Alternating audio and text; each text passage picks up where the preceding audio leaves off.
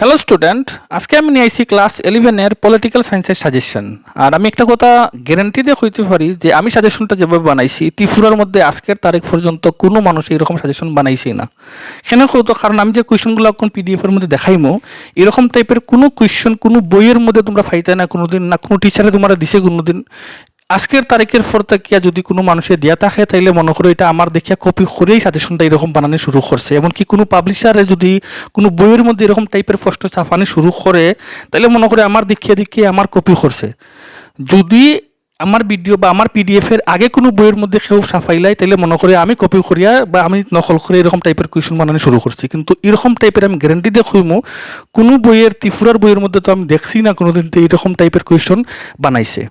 তো কীরকম টাইপের কোয়েশনগুলো একটু দেখো, যে এখানের মধ্যে প্রথম আমি চ্যাপ্টারটা নিছি আর চ্যাপ্টারের মধ্যে যে কোয়েশনগুলো নিছি দেখো একটু খেয়াল করে দেখিও। যে প্রথম যে একটা কোয়েশন নিছি ফার্স্ট মার্কের, এই চ্যাপ্টার থেকে ফার্স্ট মার্কের আইব যে সংবিধানের উদ্দেশ্য, তারপরে কাজ, তারপরে লক্ষ্য, তারপরে বৈশিষ্ট্য, এরকম টাইপের যে কোনো কোয়েশন একটাই যদি আই যায় পরীক্ষাতে, এরকম আইতো না। পরীক্ষাতে করবো যে সংবিধানের উদ্দেশ্যগুলি লেখো বা সংবিধানের 5টি উদ্দেশ্য বা 5টি লক্ষ্য লিখো, এরকম একটা কোয়েশন তোমার করবো। কিন্তু পরীক্ষাতে তুমি আনসার লিখবাই মাত্র একটা, যেটা আমি আনসার বানিয়ে দিছি।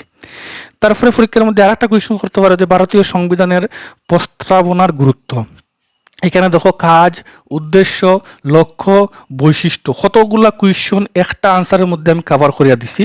আনসারটা যদি পড়ো তাহলে আমি এখানের মধ্যে পুরাপুরি দেখাইতে পারি যে আনসারটা যদি তোমার কাছে লাগে ভুল হইতে পারে তাহলে তুমি একবার মিলাইয়া একটু পড়ে নিতে পারো যে আনসারটা আমি কীরকম বানাইছি। তো যেহেতু ফার্স্ট মার্কের কোয়েশনের আনসার এটা, তো ফার্স্ট মার্কের মধ্যে মিনিমাম 120-30টা ওয়ার্ড হলেই চলবো। আমি এখানের মধ্যে 130টা ওয়ার্ড দিয়েই আনসারটা বানাইছি। তোমরা একটু দেখলে দেখতে পারো আনসারটা কীরকম লাগের। যদি চাও যে কেউ ডেমো হিসাবে দেখতে চাও বা পিডিএফটা নিতে চাও, তোমরা আমার সঙ্গে যোগাযোগ করতে পারো। তো অনেকেই আমার সাজেশনগুলো দেখতে চাও, তো এই ভিডিওর মধ্যে তোমরা দেখিলাও যে আমি আদৌ আনসারের মধ্যে সাজেশনের মধ্যে কীরকম কোয়েশনগুলো বানাই। ওখানে কইবা যে এইগুলো তো আনসার মানে মার্ক ফাইতে নাই। এগুলো আমি পিডিএফ বানানোর আগে আমি অনেকবার চেক করিয়া দেখছি যে অন্যান্য টিচার যারা আছে তারা কি আদৌ মার্কগুলা দেয়।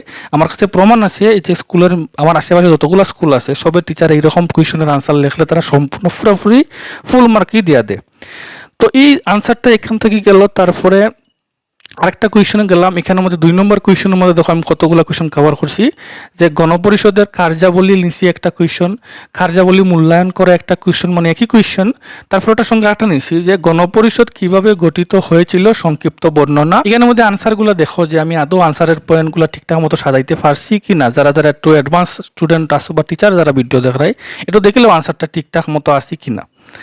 তারপরে আমি একটু যদি নিচে যাই, নিচে যাওয়ার পরে আমি একটা কোয়েশন নিলাম 3 নম্বর কোয়েশন। 3 নম্বর কোয়েশনের মধ্যে সেম টু সেম 2টা কোয়েশনের আনসার আমি এক জায়গার মধ্যে রাখছি। তো এখানে ফার্স্ট মার্কের যে কোয়েশন টোটাল 3টা কোয়েশনই আমি দিছি। এই 3টার মধ্যে একটা এই বছর হাফিলের মধ্যে পরীক্ষাতে 1000% আইব আমি গ্যারেন্টি দিয়ে হইতে পারি। এখানের মধ্যে 3টা কোয়েশনের মধ্যে একটা কোয়েশন পরীক্ষাতে যদি না আয় তাহলে তোমরা মনে হইতে পারো।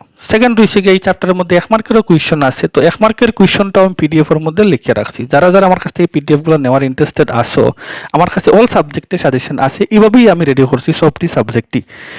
তো এখানেও দেখো 1 মার্কের কোয়েশনটি একটু দেখাই। ফার্স্টটা পয়েন্ট গেল, ফার্স্টটা পয়েন্ট পরে আচ্ছা এখানে দেখো আমি 1 মার্কের কোয়েশন রেডি করছি। 1 মার্কের কোয়েশনের মধ্যে যেগুলা স্টার করিয়া রাখছি এগুলা দেখো পরীক্ষার মধ্যে আইব। এটি ছাড়া পরীক্ষার মধ্যে একটা আইতো না, আমি পুরোপুরি গ্যারেন্টি দিয়ে কইতে পারি। আর কারণ 5টা 6টা 7টা যেটার মধ্যে স্টার করা নাই, মোটামুটি 8 থেকে 10-এর ভিতরে যে কোয়েশনগুলো আছে এইটি পরীক্ষার মধ্যে 2টা বা একটা এখান থেকে আইব আমি গ্যারেন্টি দিয়ে স্টার করিয়া দিলাম যে এইগুলা কোয়েশন পরীক্ষাতে আইব। যদি আয় না তাহলে তোমরা আমার কমেন্টে ইচ্ছা মতো বকি দিও।